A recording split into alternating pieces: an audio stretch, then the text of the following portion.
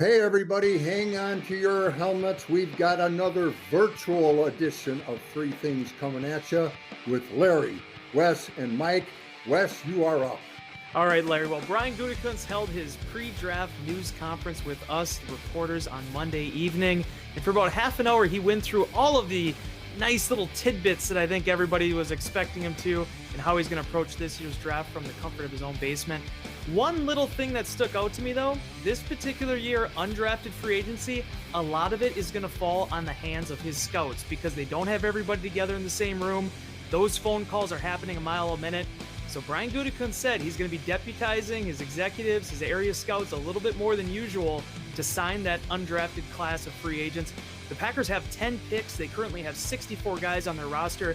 That means they could sign at this point in time 16 college free agents. It's going to be a busy frenzy, but he's confident in what his scouts are going to be able to accomplish. And Spoff, what is your thing today? Well, Larry, one line from that conference call with the Packers GM stood out to me, and it's when he said very briefly, "I like to move around." And he was talking about trading, shifting his draft position into different places. And of course, we know 2 years ago, he actually made 2 trades in the first round, going from 14 down to the mid-20s, back up to 18 to select Jair Alexander. And then last year, he also made a trade up in the first round to select Darnell Savage.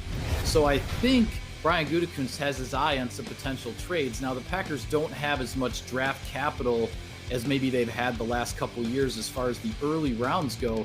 So we'll see if there's a first-round trade or not. But I wouldn't put it past Gutekunst to be making some trades on Friday or even on Saturday to shift around on the draft board to where he feels he can get a good value.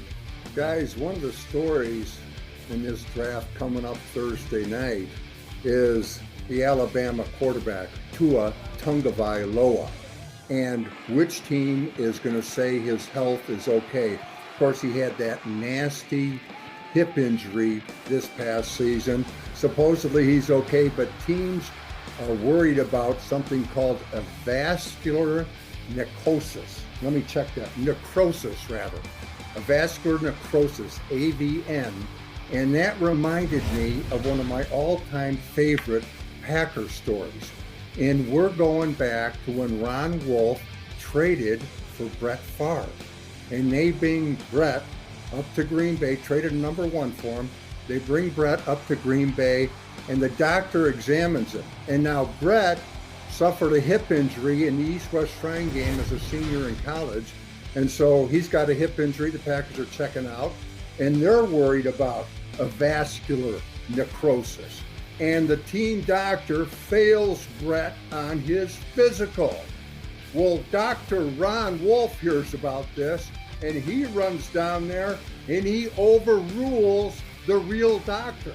As a matter of fact, he hired a new doctor, and the thing that comes out later is that every trade has a contingency in it that the guy has got to pass your physical.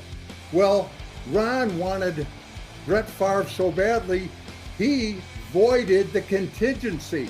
So basically, he was looking at a situation, he was going to give up a number 1 for a guy who couldn't pass the physical. And 297 games, 321 including playoffs, the rest is history. Anything for the good of the whole, gentlemen. Well, Larry, Packers.com will have you absolutely covered this weekend when it comes to NFL draft content, stories, videos, interviews with Brian Gutekunst, Matt LaFleur, and this weekend, and getting a chance to know these new prospects the Packers are going to bring into Green Bay. It's going to be a lot of fun. Be sure to check it out on Packers.com. All right, that's 3 guys with 3 things. See you next time.